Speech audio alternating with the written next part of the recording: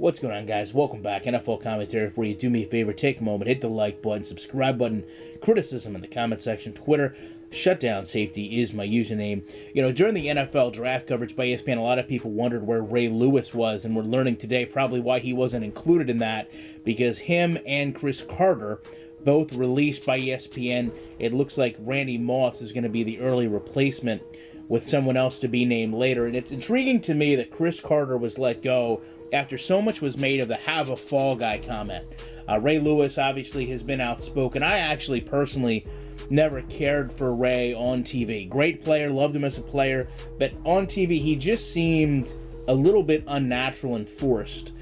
Cris Carter always had a strong opinion, but to me, I just think he said some things that got perceived the wrong way and maybe turned a lot of people off to him.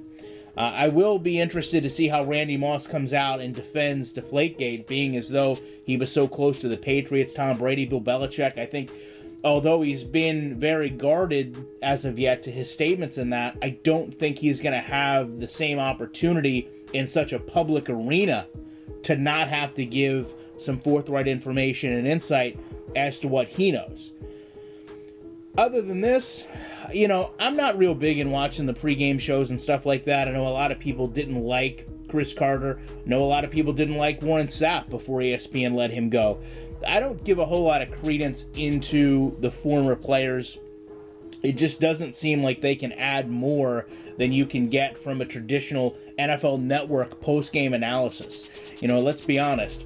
Having someone break down a gameplay on TV as a coach versus having someone tell you what they used to do or think, in my opinion, doesn't really have all that much of a difference in terms of what I'm getting from it as a fan. I'll get more from watching a former coach break down a play than I will hearing a player tell me what they did. In many cases, I won't get as much from the player because they bring in players that were at such a high caliber of gameplay that I don't know if they can relate to an average NFL player. When I hear Ray Lewis say that's not what I would have done on a certain play, of course it's not what he would have done. But Ray Lewis did things that not many players can do. So it's not really critical for me to hear that insight.